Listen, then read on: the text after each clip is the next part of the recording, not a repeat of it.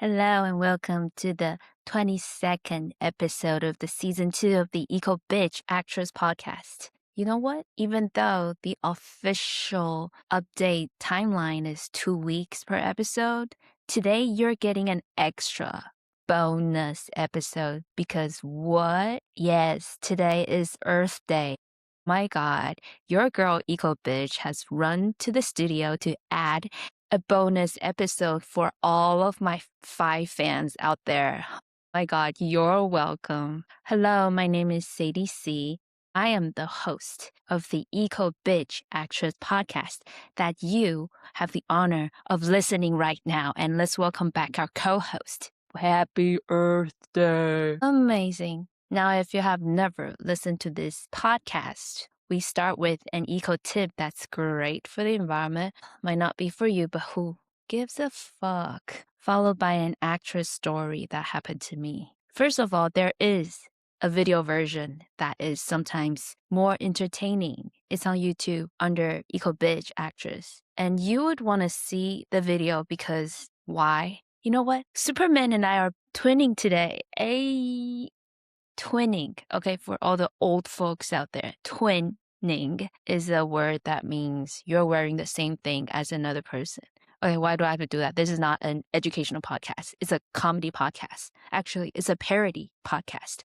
But then, except the environment is nothing to be joked about. Hey guys, today is Earth Day.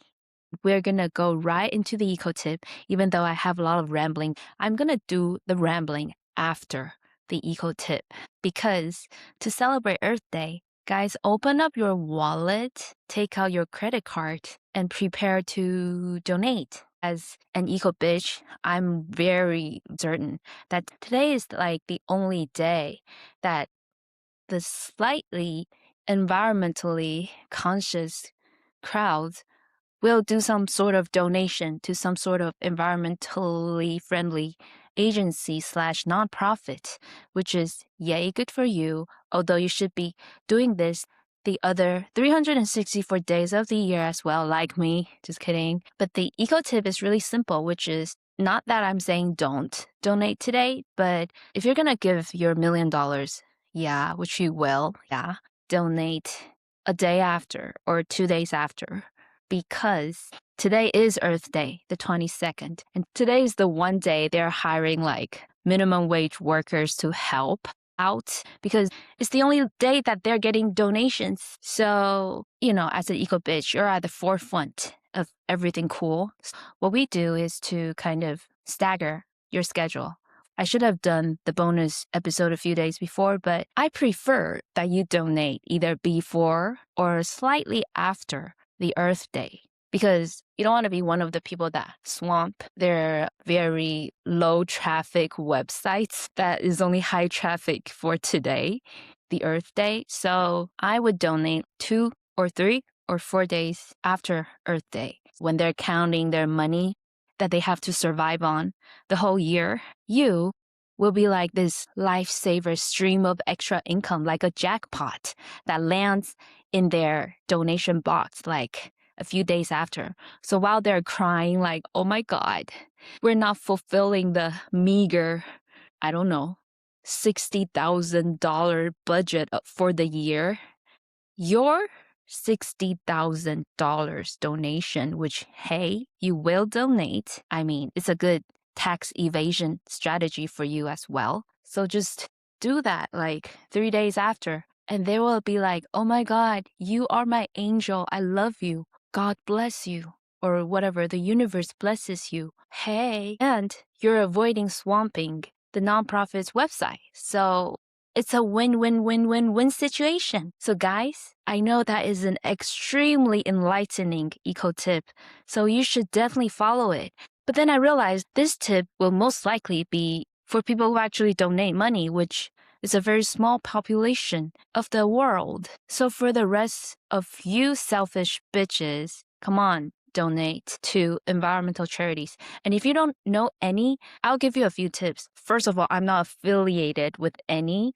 I wish I am. I mean, if you are, an extremely dedicated, real nonprofit, you're welcome to contact me and I will shout out you in my podcast. And you will have a reach of like 17 people, which is amazing, right? And then if it's 17 millionaires and they each donate to you $10,000, that's a lot of money. Yep. Anyway, so for those like poor shithead, just kidding. Okay, chill. For those not so rich people, oh my God, I don't know how to make it not offensive, but like for people who have a good heart, regardless of money, ways to pick out your nonprofit of your choice is to think about your favorite, let's say, animals or plants. Say you love rhinos, then you can look into some African wildlife, what do you call them? Preservation foundations. And if you like forests, which is me, so, look at like plant a tree organizations that actually plant trees. So you go to their website and do like a thorough investigative of how well they built their website. Which is all you can do. And then you can check their like social media and stuff to make sure they're legit. Then, make a donation. It doesn't have to be a ton of money. It's just whatever you can. But it means a lot because seriously, like, nobody gives a fuck about Earth Day besides the Ecobitch. The rest of the years. Hey guys, just join the party once a year. I regularly donate to charity. And yeah, it's not a flex, but a flex.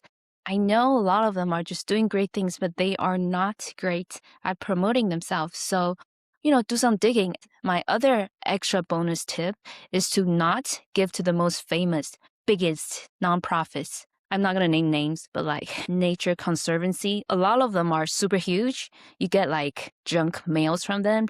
Refer to my junk mail episode, Sierra Club. Those are too big and they are actually eating up the whole donations because they're famous. So I beg you to not.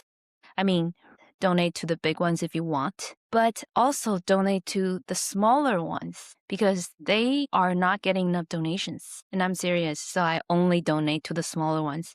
You can also think about missions. There are like water cleanup organizations in, Southeast Asia, in Africa, and South America. A lot of places are not wealthy, and you have too much spare money for you to do some mahjong gamble or something. Fuck that. So please, I'm being serious and funny at the same time, but guys, donate something to a small mini charity. You're welcome for the tip. Let's move on to the actress story. Today's story will not be about success. Instead, it will be about failures because you know what? Life is full of them.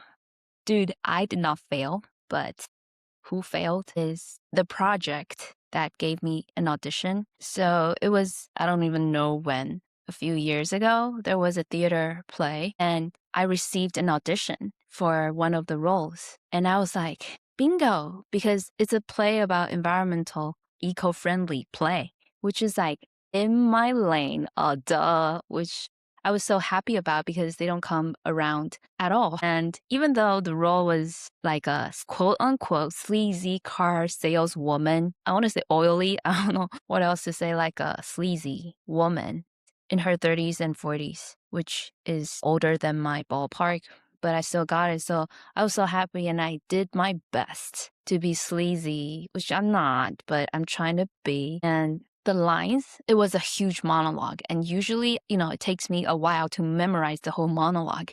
But those lines, because it's so aligned with my heart, I just inhaled it and just memorized the whole thing in like an hour, which was like a miracle. I was like, hey, I did such a great job doing that monologue. I was so happy with myself, which doesn't happen a lot in auditions because there's a ton of things and you're unhappy and blah, a lot of things. I don't want to get into it. You can refer to my actor's depression episode, which kind of stepped on it a tiny bit. But anyway, auditions are torturous. But that one I felt confident, so I submitted it and then never heard back from it.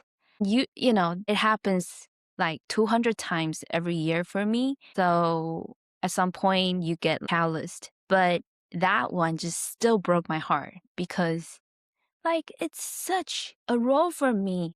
did it with such passion, and I could just sing the lines like melody, and they didn't give it to me. And they probably cast some blonde freaking Karen. Okay, I'm gonna stop. But I don't care. You know what's the tragedy in this story? Is that they missed an opportunity to work with me. Wow, what a loss for them. That's all I'll say to the 200 productions that did that to me. And if you're an actor or someone who gets rejected, just know that it's part of life. And do not ever take it personally, because some people are just not meant to be a sleazy car saleswoman. Because I'm more bouge than that.